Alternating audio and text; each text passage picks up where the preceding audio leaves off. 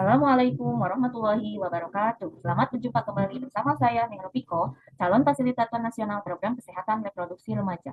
Apa itu kesehatan reproduksi remaja? Bagaimana caranya mengetahui kesehatan reproduksi remaja dan terjadi pada siapa, serta bagaimana kesehatan reproduksi remaja itu bisa diatasi.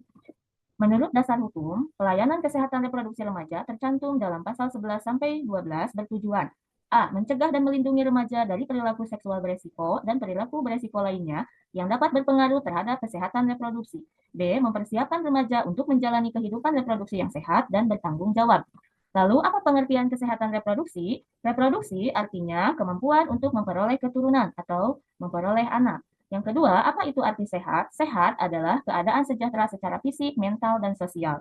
Maka kesehatan reproduksi adalah keadaan sejahtera secara fisik, mental, dan sosial dalam menjalankan fungsi dan proses reproduksinya. Apa yang harus dipahami oleh seorang remaja?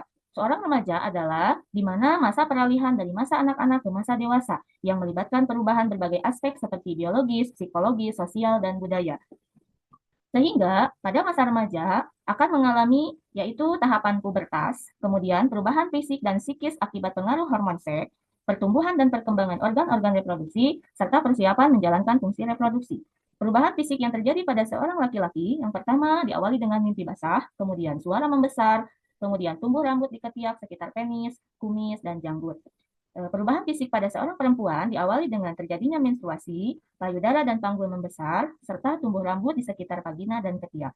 Lalu, apa perubahan psikis yang terjadi pada seorang remaja? Diawali dengan tertariknya pada lawan jenis, mengalami kecemasan, lebih perasa, ingin menonjolkan diri dan diperhatikan, kemudian mudah sedih dan marah.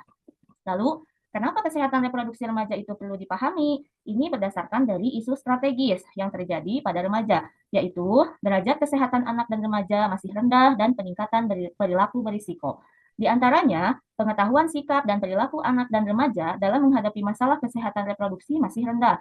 Kemudian yang kedua, isu gizi dan anemia. Yang ketiga, maraknya terjadi LGBT dan pornografi. Dan yang keempat, terjadinya kekerasan seksual. Kemudian isu strategis yang kedua, di mana kapasitas orang tua, keluarga, sekolah, dan masyarakat masih rendah dalam pengasuhan remaja dan komunikasi dalam berbagai aspek kehidupan. Maka terjadilah tantangan lingkungan virtual yang semakin berat di era digital, kenakalan remaja, kesehatan jiwa, dan bunuh diri, serta mental disorder yang terjadi pada remaja. Maka dari itu, remaja yang sehat akan mewujudkan prestasi meningkat. Dari mana diawalinya, kita memahami mengenai kesehatan reproduksi remaja. Itu saja video yang bisa saya sampaikan. Mudah-mudahan dapat bermanfaat. Assalamualaikum warahmatullahi wabarakatuh.